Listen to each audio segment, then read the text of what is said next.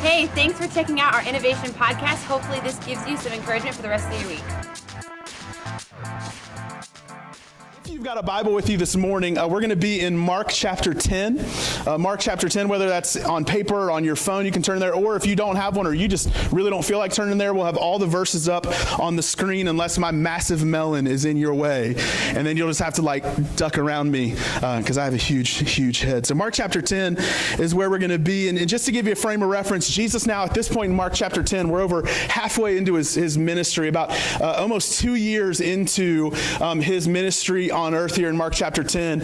And we've just gotten past in the book of Mark this crucial moment where Peter, one of the disciples, gets to really recognize who Jesus is. Jesus reveals himself in a unique way, and they really come to this great understanding that Jesus is God, and not just for everybody else, but also for them. And so it starts to put some of these miracles in perspective. And what happens here in Mark chapter 10, starting in verse 46, is one of those miracles that we're going to really dive into today. It says this, starting in verse 46, it says, "Then they being the disciples, reached Jericho, and as Jesus and his disciples left town, a large crowd followed him." Because if you're doing miracles, right, if somebody was just giving out $100 bills today, you wouldn't just look at it and go, "I don't need that," right? You'd follow that dude around. You don't care how sketchy he is, even if he was wearing a big fur coat. You'd follow him because he's got something to offer. Well, Jesus has a crowd following him almost everywhere he goes. And it says, a blind beggar named Bartimaeus, who's the son of Timaeus, was sitting beside the road. When Bartimaeus heard that Jesus of Nazareth was nearby, he began to shout, and he would shout, he'd say, "Jesus, son of David, have mercy on me." Now, I don't know how it works for you, but if somebody next to you right now just started yelling, it would probably annoy you, right? You'd look at him like, that person's crazy. And so they look at him, and here's what the crowd says. They say, "Be quiet." Many of the people yelled at him. Now, this is kind of like when you're a kid, but you would get in trouble because somebody else was yelling, and then you would yell at them to be quiet. That ever happened to anybody? I remember in second grade, we were getting ready to watch Reading Rainbow. You like reading? Anybody in Reading Rainbow fans, right? Reading Rainbow, right? I don't want to sing the whole song, but all the kids in my class were talking, and I was at that stage in my life, I was the compliant kid that wanted to follow the rules, and I loved my teacher, Miss Asbrock. And so she turns it on, everybody's talking, and I'm going, shh, shh, shh. They didn't get in trouble for talking. What my teacher was upset about was some kid was making waterfall noises. So I just went, shh, and then stopped real quick, right? So they start yelling, which is weird because they want him to not yell. But he only shouted louder, saying, "Son of David, have mercy on me." When Jesus heard him, he stopped and said, "Tell him to come here." So they, being other people in the crowd, called the blind man. They said, "Cheer up, come on, he's calling you." Bartimaeus threw aside his coat, jumped up, and came to Jesus. And he asked this question. He says, "What do you want me to do for you?" "My rabbi," the blind man said. In other words, he's recognizing that there's something special about Jesus. He said, "I want to see." And Jesus said to him, "Go, for your faith has healed you." Go, for your faith has healed you. Instantly, the man could see, and he followed Jesus down the road. The question you chose today, the question we're going to spend about the next 20 minutes or so unpacking, is how do I stay positive in a negative world? How do I stay positive in a negative world? Before we do that, I'd like to pray for us and just ask God to speak to us and also for him to bless the Cleveland Indians, all right? I'm serious. I'm not joking. All right, let's pray. God, we thank you so much for how good you are. We thank you that you're here with us this morning, that this is not just an empty exercise where we talk about things and we see what happens and maybe things just happen to work out. But we believe, God, that when we focus on you, when we come together, that you're here with us and you are orchestrating things behind the scenes and in our hearts and in our souls that are going to make an impact in our lives and on the people around us. And so, God, we just trust you this morning that you are doing something good and that the best truly is yet to come, not just for us, not just for our church, but for the people that you're going to put around us for us to make an impact on. Because, God, we believe here at Innovation that we're here because you want to do something new in us and through us. So, Jesus, we ask that you would help us and help the Indians. And it's in Jesus' name we pray. Amen. Amen. So Friday night, we had an ice cream party at my house, and many of you were there. We had about 25 people crammed into my house, a lot of kids, right? So that's kind of the fun part. I love messing with your kids. But about 25 people in there. Now, Katie and I, my wife, who's back in kids' church today, we were so busy getting the house clean because we don't keep our house like the cleanest consistently, right? Like you get people like Valerie, for instance, who, if there's like 3 pairs of dirty underwear, she's got to do all the laundry in the house, like Brandon says, right? Like he's only has like 4 pairs because that's all he needs because she just gets to it. My house, we have like laundry mountains, right? Between us. I'd like to say it's because we have a 1-year-old, but I'd be lying to you. It's always been this way. So when we have people over, it's like this mad dash to get the house clean, okay? So we're just cleaning, trying to get everything done. Everybody gets there. We get the ice cream, and we had like, so I get this bowl. It's vanilla ice cream. And okay, guys, I know gluttony is a sin, so I'm going to tell the truth. I was a glutton that night. And so I got the brownie on there. I got chocolate sauce, caramel sauce, sprinkles, mashed up Oreos. I mean, if it was there, I got it. And here's what I'll tell you. That first bite was pure delight, right? Like you eat that and it's just like life-changing. You would trade anything you own for that bite of ice cream. It was awesome. But the further I got into that ice cream, here's what happened. It dawned on me that I had really not eaten anything that day until I ate that ice cream. And so all of a sudden, I'm eating ice cream like, it's so good. Oh, I'm sick. Like I felt ill all of a sudden. And I'm like trying to mess with some of the kids there. And all of a sudden, I'm just like, I got to sit down. So I started playing Flappy Bird, right, on the Fire Stick and got the high score, 70-something, high score. So take that home. That's awesome. But I started just getting ill. And it was amazing to me how quickly I could go from being so excited to so sick. Now, maybe you've had a similar experience. I know that's a really just dumb example, but maybe you've had a similar experience in life where maybe you woke up and you were just having a great day. Like you felt good. You woke up on the right side of the bed. You felt awesome. Your kids behaved like nothing bad was happening. All your bills are paid. You're feeling great. And then something else just all of a sudden drops on you. Like your car breaks down or your kid walks in the room and like you don't know how they got that blood on them or where it came from, but you were determined now you have to figure it out. You don't know why somebody's crying. You don't know why somebody's standing outside your door. You don't know why you're getting this bill that says past due. Like all of a sudden in your day, you went from pumped up and excited, ready to go, and then within minutes or maybe even like just a couple hours, you just went from like 10 to nothing. Your day went from great to bad so fast it makes your head spin, right? You ever had a day like that before where it's just bad? Now here's the thing. I think for many of us, the culture we live in, it gives us that experience many times. Like I believe it's totally possible for you to wake up feeling great and then you get on your phone or on your iPad and you turn on social media and you go from happy to bummed out. Because what happens? You see all the bad things that are happening. Right? You found out that somebody else you know has cancer. Somebody else got laid off. Somebody's griping about you. Somebody by 9 a.m. is posting their like 12th political opinion that day and you just can't handle it anymore. Like there's just bad stuff. Or maybe you're like my wife. You get up in the morning and you turn on the news and guess what makes the headlines every single morning? All the bad stuff that happened, right? Like, hey, last night there were this many shootings. There were this many fires. This many people died. Like you're just going through all the bad stuff and then they'll throw in like the one puff piece to make you feel a little good and then follow it up with something else that's bad, right? It just bums you out. In life, we have this obsession with negativity, and negativity really in our culture makes the headlines. And so for us, it's very easy to feel like we're surrounded by negativity, and then that negativity eventually creeps into our souls. It's where you might be a happy person and things might be going well for you, but you're feeling the weight of so many other things that it's just hurting you internally now. And you go from being positive to negative. Now, here's what I want to tell you and kind of give you like a sneak peek into where we're heading this morning, is that for those of us in the room who you would say, I am a follower of Jesus Christ. Now, I don't claim that everybody in here is. I think we're all at different points in our faith journey, and that's awesome. But for those of us who are, here's what we know, is that really for as much negativity as we can experience, we have a lot to be positive about. We have a lot to have joy about, kind of like that verse we read from 1 Peter 1:9 when we started service and there were like 4 of you in here. We have a lot to have joy about because we know in the end, no matter what happens in our life, Jesus wins.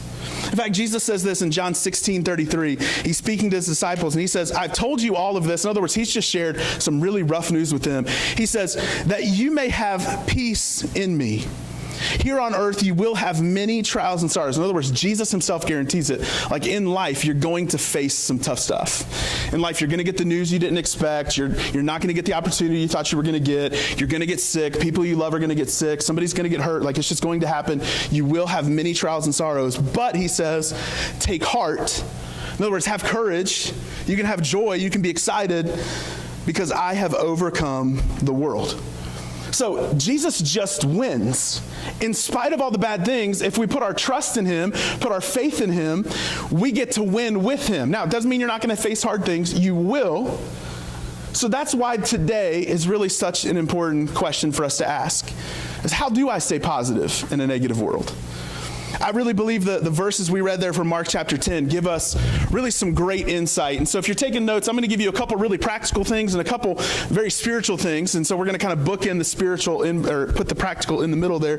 But really 4 things we see from Mark chapter 10, verses 46 to 52. First thing is this: if we want to be positive in a negative world, we have to pursue Jesus. We have to pursue Jesus. Now, if you're not a faith person, that sounds ridiculous to you. And so here's what I'm going to say. You don't have to trust me. This is your chance to sit back, listen, and go, okay, let's see what this is all about.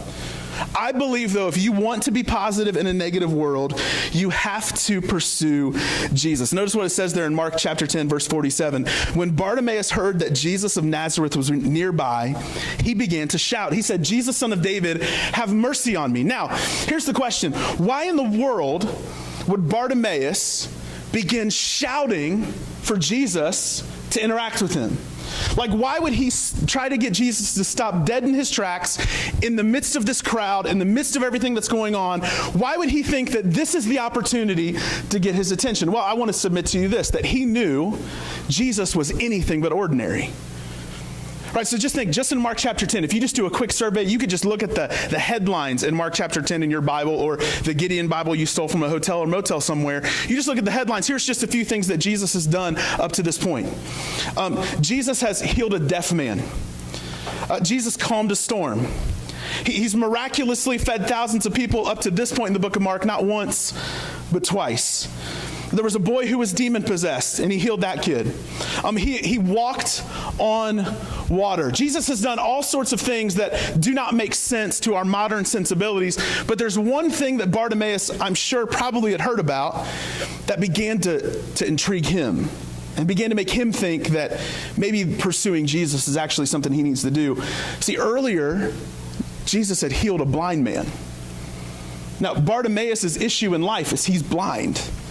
And he doesn't want to be blind. He wants to see. And so when Jesus comes by, he refuses to just act like Jesus is ordinary. He doesn't want to let him go by because he knows there's something different about Jesus, and he can absolutely change my life. I think for some of us, one of the biggest issues we have is we treat Jesus like he's any other person. Right? We don't talk to him like he's God, because if we talk to him like he's God, we talk to him a lot more often. We don't read his word as if he's God so we can trust it and know it, because if we believed he's God, we'd read it more often so we could trust it and we could know it. We don't pursue him the way we should because, once again, we treat him as ordinary. Now, if you're in here and you're married, or you've been married before, or you would even say, I've been in love before. When you met your spouse, maybe for the first time, or it was like the first time where you got feelings about them, right? Whatever that feeling was for you. You got a feeling. Like, how great was that feeling you had? Like, I remember the first time I met my wife, we were freshmen in college. We were at the student union. We had mutual friends. We never met each other before. And she was in the corner of the student union by the library, and she was reading this book, no joke, called When God Writes Your Love Story. Come on now, right? Like, there's so many great pickup lines I've thought of since then, but I was not that cool at 19. And so I see this, I see her, and now here's what happened. Automatically, as soon as I talk to her, I go, there's something different about this girl. Like, there's something different about her, to where I'm like, I was talking to somebody else, and I was like, I don't even want to talk to that girl anymore. I want to talk to this girl. And so I started strategically putting myself where I thought Katie would be. I didn't like stalk her, because that would be creepy. But I just knew, like, hey, I want to go where she is. I want to hang out with her. I want to interact with her. And so there was one night where I knew she was going to be at this show on campus, and her and some of her friends were modeling some wedding dresses. Now, I don't know why they were doing that. It didn't even seem weird to me then that they would have 19-year-olds putting on wedding dresses, but I wanted to go. And so I was supposed to hang out with another girl that night. So I dragged her with me over to this show so I can go talk to Katie. That didn't go over too well. But I wanted to be around her because what I knew just from meeting her one time was, man, this girl is anything but ordinary. And so my pursuit of her reflected that.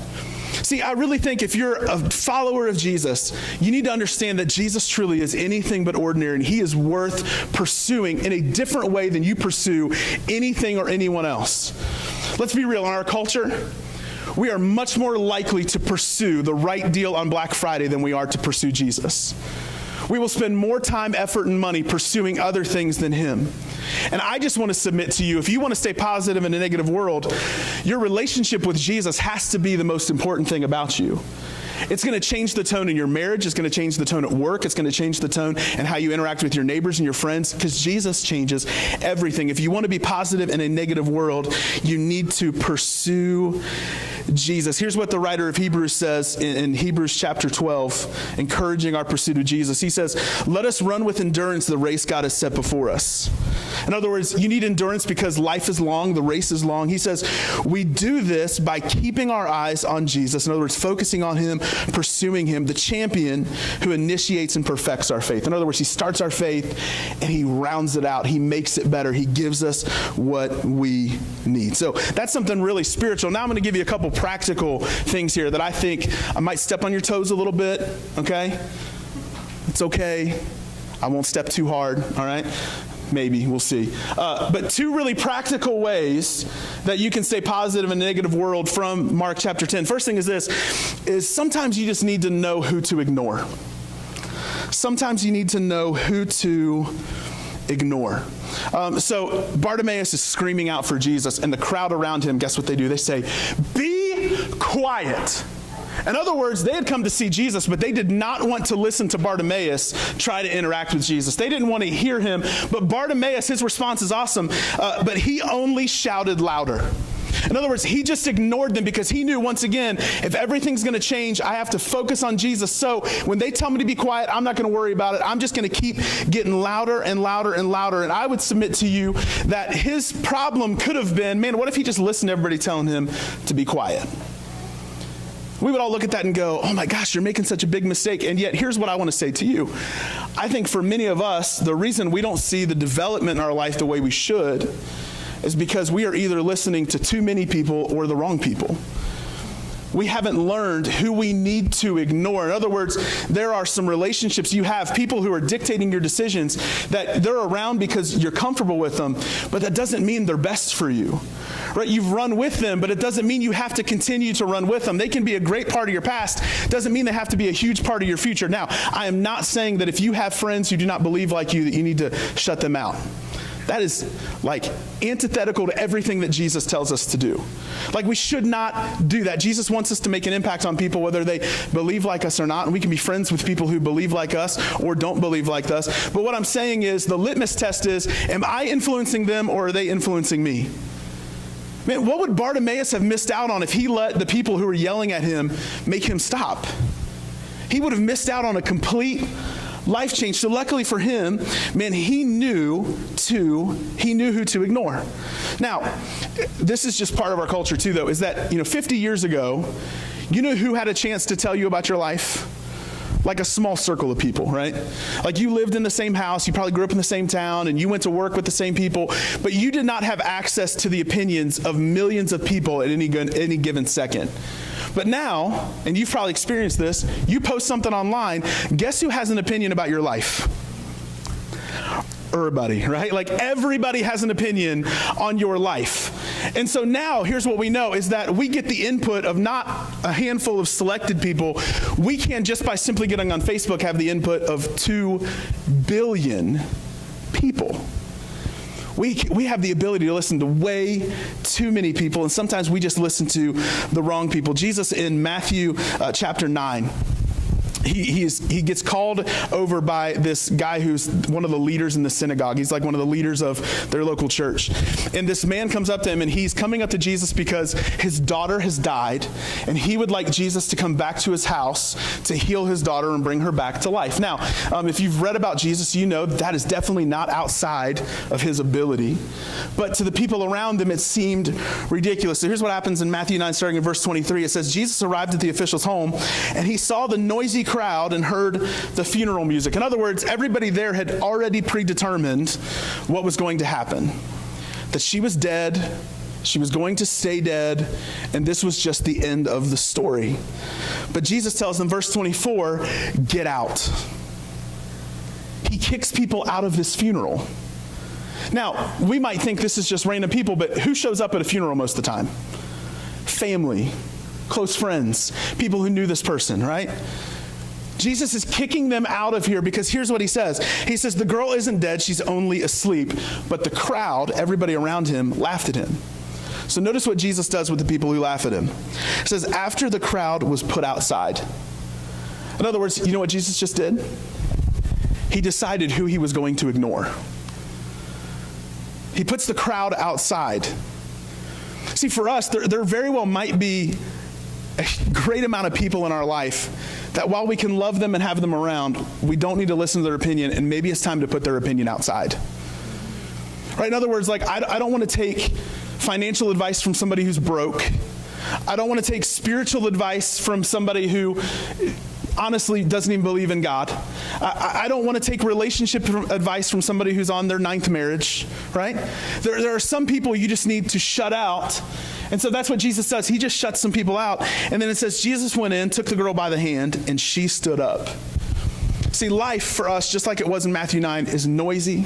There's a lot of people with a lot of opinions, and we need to determine now if we're going to have the relationship with Jesus that he wants us to have, and if we're going to live the way that Jesus would have us live, there are some people we're going to intentionally listen to, and some people we are going to intentionally ignore. So you need to know who to ignore, but then there's a second really practical thing. You can't just ignore people because that's only half the process. You also have to run with the right people. You have to run with the right people. So right after this, he just continues shouting out. Bartimaeus keeps yelling out to Jesus. He wants to get Jesus' attention, but it's a noisy crowd. So Jesus hears this. He stops walking right in the middle of this road, and he said, tell him to come here. In other words, there's a chance that this guy might not hear him. So Jesus tells somebody else in the crowd, hey, tell that man, tell Bartimaeus to come here. And so the crowd, other people look at him, and they called to Bartimaeus. They called the blind man. They say, cheer up, come on, he's calling you. See, Bartimaeus luckily had some people in the crowd close enough to him that these weren't going to be people that just told him to be quiet, but there were going to be other people that were going to encourage him in the way that he should go. There were people that were going to point him to Jesus and bring him to Jesus, because Bartimaeus, he would not know what Jesus' voice sounded like. He wouldn't be able to see to make his way to Jesus. So when Jesus called him, everybody else, the other people who could see that wanted what's best for him, say, hey, cheer up, get over there. He's calling for you. We have to know who to run with. So my question for you is this: who are you running with? Like, who are you doing life with? And here's why that's such an important question to ask, because the truth is, you will become the average of your 5 closest friends. If you're taking notes, that might be something you need to write down. You will become the average. This is not a biblical thing. This is an actual sociological issue here. You will become the average of your 5 closest friends. So my question is, who are you running with? The Bible tells us in Proverbs 27:17, as iron sharpens iron, so a friend sharpens another friend. So you're going to get better or worse depending on who you spend most of your time with. So my question once again is, who are you running with? It's not just enough to ignore the right people, but you need to pursue relationships with other people, because here's what's happening, and it's devastating us culturally, is that we don't have friends anymore. We have friends online. I'm going to sound like an old guy for a second, okay? We have friends online. You can have 1,000 Facebook friends, but when something happens tragic in your life, who do you call? Do you have the right people that you can run with? Man, I remember it's been probably almost maybe 9-10 months ago. We had a newborn at home, and my wife We found out it was her gallbladder, right? But we didn't know. She just felt like something inside of her was just like going to explode. She was doubled over in pain, couldn't handle it. And here's what I got to be honest. One of the things that I felt really good about that, number one, I felt good that I wasn't having that pain because I'm a sissy, all right? Like, let's just keep it real. If I get a cold, I'm like down for the count. You might as well call the ambulance, okay? I need all the attention I can get. But the second thing I was really happy about is when I grabbed my phone that night and I went, oh my gosh, somebody's got to watch our newborn son. I didn't have to look at my phone and go, who would I call? Because I didn't have anybody. I had an abundance of people I could call at that moment. And so literally I just went, okay, out of all of these people, who should I call? You want to know why that is? Because I've got some really great friends in my life. Now, I don't say that to rub it in your face. I say that to say this. That only happens when you have been intentional in your relationships over a longer span of time. You're not going to have the relational equity or the relational closeness with people if you just show up to church once a week and kind of do your own thing and hope that maybe someday I'll have some good friends and you just wait for everybody else to pursue it. Man, you got to be aggressive in intentionally pursuing people to be your friend. That's why you'll know if you've come to this church, man, the second you hear them like, hey, you want to like go get coffee or come over, you can play with my dogs or whatever. Like I just want to make even more friends and I want you to have friends, right? Because I know in the Bible, scripturally, culturally, we see it. It's affirmed everywhere. You need some close relationships with people that are going to help you. And that when it's ironing, sharpening iron, you're not getting duller, but you're getting sharper. We need to know who to run with. In fact, I'll say this before we move on to the next point. I think the best place for you to make great friends is the local church. Now, you're in church, so for many of you, you might agree with that right away. Some of you, it's your first time, or you come every once in a while, maybe you wouldn't agree with that because you're thinking, well, I got friends. But here's the thing. Our relationships in the local church, the Bible tells us, are meant to be very intentional, and they're meant to have a very specific purpose. In fact, here's what it says in Hebrews 10, starting in verse 24. Speaking about the local church, he says, let us think of ways to motivate one another to acts of love and good works. So think about this. If you were coming to church and building a relationship with people in a local church, and I know this might not happen at every local church, but I do believe it happens here. You get involved in a small group or you start hanging out with people occasionally and you're coming to church consistently and maybe you're coming to set up or tear down because that's where we hang out and we talk movies and all sorts of ridiculousness. But you come to church. Here's what happens. Hopefully, everyone around you outside of your church notices something different about your life. Hopefully they're noticing that you're getting better. Maybe you're getting kinder. Maybe you're getting softer. Maybe you're getting more empathetic. Maybe you're a little more laid back. Maybe you have more perspective. But other people should be noticing it because here at the church, man, we're meant to motivate each other to acts of love and to good works.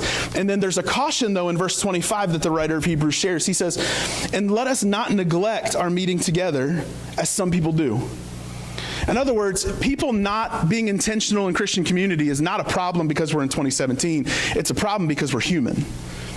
We have this tendency to think we can do life our own way and figure it out on our own, but the writer of Hebrews is saying, no, you can't neglect getting together as so many people want to do because we need to encourage one another, he continues, especially now that the day of his return is drawing near.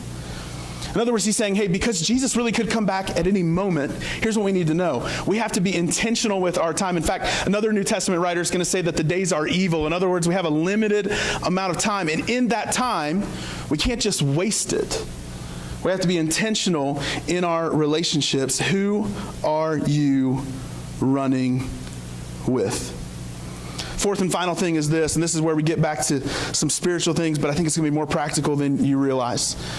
Is we can't just know who to ignore, we can't just pursue Jesus, and we can't just run with the right people, but we've got to focus on faith. We've got to focus on faith. In other words, you need to focus on really your trust in God. You need to focus on really what's the most important thing about your life because your faith is going to dictate everything else in your life. It's going to dictate all the decisions you make. In fact, here's what we see, the last thing there from Mark 10, starting just there in verse 52. It says, Jesus said to him after he said he wanted to see, he says, go, for your faith has healed you. Your faith, in other words, because you've trusted me, here's the healing. Now, that doesn't mean that every time you trust Jesus, you get physically healed. That just means in this instance, here's what happened. He experienced healing because he trusted Jesus, even when other people might not. Now, here's what I love. That word healing, there's a Greek word, and I know this word because it's really short, that a lot of times is used for healing in the Bible, and it's sozo. Sozo, S-O-Z-O, sozo. And here's what that word really means. It's not just physical healing, but really sozo is like this complete and total healing. In other words, it means you're saved, you have a relationship with Jesus. It means you've been delivered, you've been set free from the things that maybe you've been wrestling with or struggling with. God's giving you the choice, He's giving you the help to get through your issues.